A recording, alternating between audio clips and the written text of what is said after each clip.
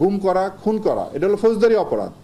এই অপরাধে কখনোই আর জড়িত হবে না। এই যদি কোনো সদস্য নিজ দায়িত্বে কোনো অপরাধমূলক কার্যকলাপে জড়িত হয়, তাদের বিরুদ্ধে আমরা র্যাপিড অ্যাকশন ব্যাটালিয়নের মহাপরিচালক অতিরিক্ত আইজিপি একেএম শহীদুর রহমান বৃহস্পতিবার এক সংবাদ সম্মেলনে র্যাবের বিরুদ্ধে ওঠা গুম ও খুনের অভিযোগে ক্ষমা প্রার্থনা করেছেন।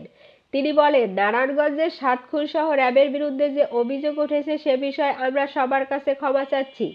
কাউরান বাজারের র্যাব মিডিয়া সেন্টারে আয়োজিত এই সংবাদ সম্মেলনে র্যাব মহাপরিচালক আরও বলেন, সবকিছু সুষ্ঠু বিচারের মাধ্যমে আমরা দায়মুক্ত হতে চাই এবং আমি আপনাদের নিশ্চয়তা দিচ্ছি, যতদিন আমি দায়িত্বে আছি কোনো অপরাধীকে কোনো ধরনের সহযোগিতা বা নির্দেশ দেওয়া হবে না।